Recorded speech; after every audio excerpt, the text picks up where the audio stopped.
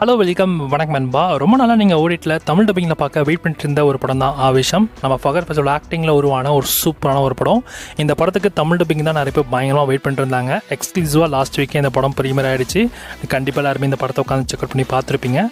And படத்தோட தமிழ் டப்பிங்கை பொறுத்த வரைக்கும் டப்பிங் ரொம்ப முக்கியம் தான் பண்ணியிருக்காங்க.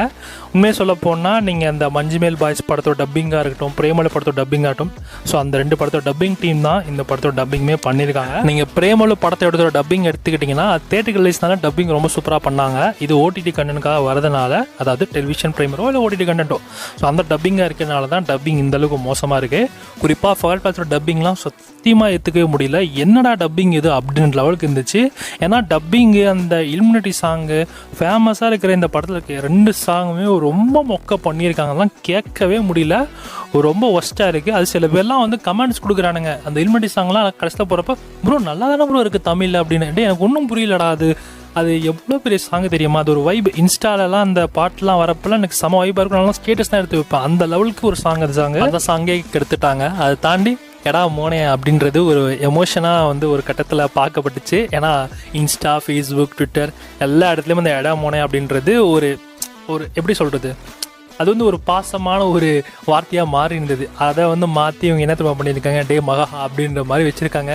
டே மகான்றது என்ன அர்த்தம் எனக்குமே தெரியாது. தமிழ் அந்த மாதிரி ஒரு வார்த்தை வந்து இருக்குது. பட் ஆனால் டேன்றது தமிழ் வார்த்தை தான். அந்த மகான்றது மகன் அப்படின்றத குறிக்கிறாங்களா இல்லை கனா வார்த்தைன்னு எனக்கு தெரியல. ஏன்னா ஒரு சில பேர் வந்து அது கனா வார்த்தையும் சொன்னாங்க. அது என்னன்னு தெரியல. உங்களுக்கு தெரிஞ்சால் மறக்காமல் கமெண்ட்டில் சொல்லுங்கள். ஏன்னா மோனே அப்படின்றத வந்து டே தம்பி அப்படின்றத மாற்றலை. அது வரைக்கும் சந்தோஷம். ஏதோ கேட்குற அளவுக்கு இருக்குது. ஆனால் டப்பிங்கை பொறுத்த வரைக்கும் நீங்கள் நார்மலாக ஏதாவது இன்ஸ்டா ரீல்லையோ ஏதாவது கண்டிப்பாக பார்த்துருப்பீங்க. அந்த டப்பிங்லாம் எப்படி பண்ணியிருக்கான்றத ஒரு சின்ன கிளிப்லேயே பார்த்துருப்பீங்க. ஸோ ஃபகத் ஃபாசில் டப்பிங் இந்த அளவுக்கு மோசமாக இருக்குன்ற மாதிரி காமிச்சிருப்பாங்க. நானும் அப்படி நினச்சேன். பட் நம்ம படமாக ஃபுல்லாக பார்க்குறப்ப எனக்கு அது ஒரு பெரிய குறையாக தெரியல. எனக்கு அது ஒரு கட்டத்தில் செட் ஆகிடுச்சு. ஓகே, வேறு வழியே இல்லை. இதுக்கப்புறம் தமிழ் டப்பிங் புது வெர்ஷன் வரப்போகிறதே இல்லை. இதுதான் லாஸ்ட்டு ஃபைனல். ஸோ அதனால் இதை நான் மைண்டில் ஃபிக்ஸ் பண்ணிட்டு இந்த படத்தை பார்த்துட்டு, படம் எனக்கு சூப்பராக இருந்துச்சு, நல்லா போச்சு.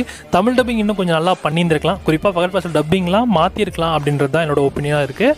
ஸோ படத்தோட ஸ்டோரின்னு எடுத்துக்கிட்டிங்கன்னா 2-3 க்ளோஸ் ஃப்ரெண்ட்ஸ் பெங்களூருக்கு வராங்க. காலேஜில் படிச்சுட்டு இருக்காங்க. சீனியரோட ரேக்கிங்ஸ் தாங்க முடியாதனால அந்த லோக்கலில் ஏதாவது சப்போர்ட் கிடைச்சா அவங்கள போட்டு வெளுத்தலாம் அப்படின்றதுக்காக லோக்கல் சப்போர்ட்டாக நம்ம ஃபகத் ஃபாசில் உள்ள வராரு. இதுக்கப்புறம் அந்த 3 பேரோட வாழ்க்கையில் நடக்கக்கூடிய சம்பவங்கள் என்ன, ஃபகத் ஃபாசில் அவங்க 3 பேரை என்ன பண்ண காத்துட்டு இருந்தாங்க, அந்த 3 பேருக்கு ஒரு கட்டத்தில் தெரிய வந்த விஷயம் என்ன, எதனால அந்த லோக்கல் சப்போர்ட்டை நம்ம ஃபகத் ஃபாசிலை தேர்ந்தெடுத்தாங்க, அதுக்கு முன்னாடி அவங்களுக்கு என்ன பிரச்சனை நடந்தது, ஸோ எல்லாத்துக்குமான பதில் தாங்க இந்த ஆவேஷம் படத்தோட மிச்ச கதை.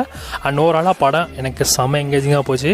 டப்பிங் மட்டும்தான் ஒரு குறையாக இருந்தது. ஆனால் அதையும் தாண்டி அந்த ஃபகத் ஃபாசிலோட டப்பிங் கூட மாற்றிருக்கலாம். எனக்கு அது ஒரு கன்சர்ன் மட்டும் இருக்குது. பட் ஓகே தான், அட்ஜஸ்ட் பண்ணி பாருங்கள். கண்டிப்பாக அந்த ஸ்க்ரீன் பிளேயில் போக போக அந்த கதைக்கெல்லாம் நல்லா எங்கேஜிங்காக போகிறதுனால டப்பிங்ன்றது ஒரு பெரிய குறைபாடாக தெரியாது. அப்படியே படத்தை பார்த்து ஃபுல்லாக முடிச்சு விட்ருங்க.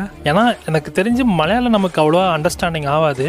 தெலுங்குனா கூட நான் மோஸ்ட்லி எல்லாம் நிறைய தெலுங்கு படம்லாம் பார்க்குறப்ப எனக்கு தெலுங்கு லாங்குவேஜ் கொஞ்சம் அண்டர்ஸ்டாண்ட் ஆகும், நல்லா அண்டர்ஸ்டாண்ட் பண்ணிக்க முடியும். ஆனால் மலையாள மூவிஸ் நான் அவ்வளோவா பார்க்குறது கிடையாது. ஸோ அது வந்து அதனால் எனக்கு அந்த மலையாளம் லாங்குவேஜ் புரியாது.